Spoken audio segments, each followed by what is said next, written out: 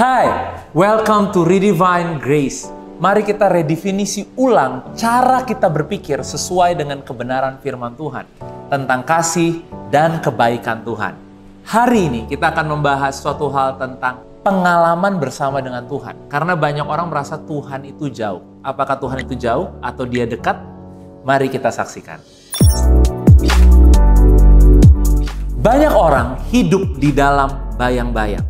Cara mereka melihat Tuhan sepertinya kayaknya abu-abu gitu. Tuhan itu baik apa enggak ya? Tuhan itu lagi mengasihi saya atau tidak ya? Apakah saya lagi diberkati atau saya lagi di dalam kutuk? Apakah Tuhan benar-benar Tuhan yang baik? Apakah Tuhan mendengar doa-doaku? Kenapa bayang-bayang? Karena banyak orang itu melihat Tuhan berdasarkan cerita dari orang tua saya, berdasarkan cerita dari guru sekolah minggu saya, berdasarkan kata teman saya, pengalaman orang, dan lain-lain. Tapi Tuhan mengajak kita untuk hidup dalam suatu pengalaman yang nyata, yang real bersama dengan Dia. Ketika agama mengajarkan jalan ke surga, Yesus di dalam Yohanes 14 ayat 6 mengatakan, "Akulah jalan, akulah kebenaran, dan akulah hidup. Tidak ada seorang pun yang datang kepada Bapa kalau tidak melalui aku." Artinya Yesus mengajarkan bahwa tujuan Dia datang ke dunia ini untuk membawa kita kepada pengalaman berjalan bersama dengan Bapa. Agama tadi saya katakan hanya mengajarkan orang bagaimana caranya supaya setelah hidup ini kita masuk surga. Tapi Yesus datang membawa suatu pengalaman untuk saudara dan saya bisa berjalan setiap hari bersama dengan Bapa. Karena saya percaya tujuan dari hubungan bukan hanya berbicara suatu tempat, tetapi berbicara pribadi itu sendiri. Berbicara hubungan kita, pengalaman kita bersama dengan Bapa. Suatu pengalaman yang akan dialami oleh manusia yang tadinya adalah yatim piatu. Apa itu yatim piatu? Biasa berjalan sendiri dengan kekuatannya. Merasa sendiri, merasa tidak ada yang mengerti. Dan Yesus membawa suatu pengalaman untuk kita tidak sendiri lagi. Yesus mau supaya kita tidak lagi melihat Tuhan di dalam bayang-bayang. Dari kata orang, ya kita ragu akan sifatnya dia baik atau tidak, dia dengar doa kita atau tidak. Makanya dalam Yakobus 1 ayat 17 dikatakan kita harus mengenal Bapa kita. Kenapa? Karena Bapa itu adalah pemberi semua yang baik. Semua anugerah yang sempurna datangnya dari atas. Pada Dia tidak ada perubahan atau bayangan karena pertukaran. Tidak ada bayang-bayang.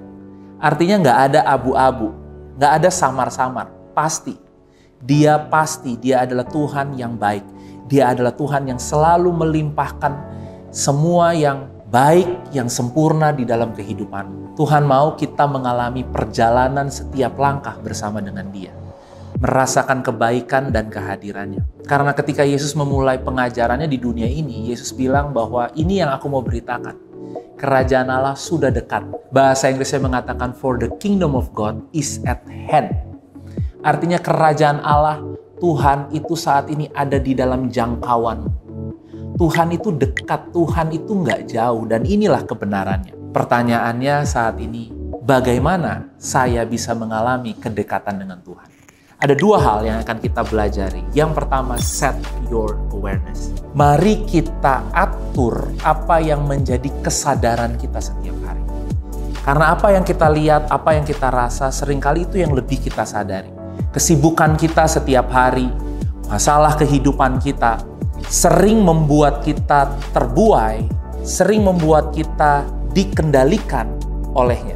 Sehingga karena kita begitu diliputi oleh masalah kita, keadaan kita gampang khawatir, kita gampang takut, atau mungkin kita gampang kecewa, sakit hati sama orang lain. Ketika awareness kita, kesadaran kita kepada keadaan sekeliling, maka itulah yang akan terjadi. Tapi Tuhan mengajar kita untuk kita selalu sadar akan kehadirannya Dia.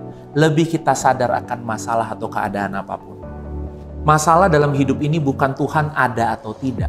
Bukan Tuhan dekat atau tidak. Masalahnya adalah kita sadar atau tidak Tuhan ada dekat dengan kita. Set your awareness.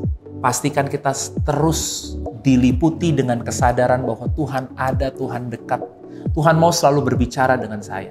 Tuhan mau bergerak melalui saya untuk memberkati kehidupan orang-orang di sekitar kehidupan saya. Yang kedua, what we meditate. Apa yang kita meditasikan. Setelah kita sadar akan Tuhan, langkah selanjutnya adalah kita mau isi dengan apa kehidupan kita. Meditasi bagi kebanyakan orang, mereka berpikir bahwa itu adalah tentang mengosongkan pikiran. Tetapi meditasi yang firman Tuhan ajarkan bukan mengosongkan pikiran, tetapi mengisi pikiran dengan kebenaran. Karena terlalu banyak kebohongan di dalam pikiran kita. Sehingga kita perlu firman yang mengisi pikiran kita dengan kebenaran.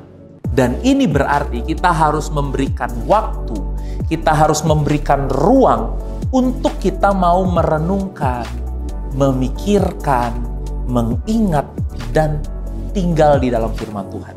Dan saya percaya ini yang akan mengubah cara kita berpikir, cara kita melihat orang, cara kita melihat diri kita, cara kita melihat keadaan kita.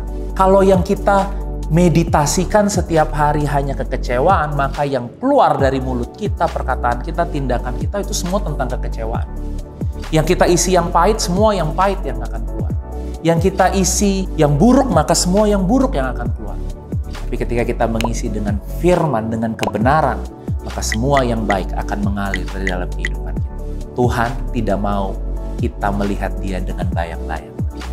Tuhan mau kita mengalami kepastian bersama dengan Dia. Berjalan setiap langkah bersama Dia. Bukan hanya untuk mengejar suatu tempat yang bernama surga, tetapi untuk mengalami suatu pengalaman berjalan bersama dengan Bapa di dalam setiap langkah kehidupan. Amin.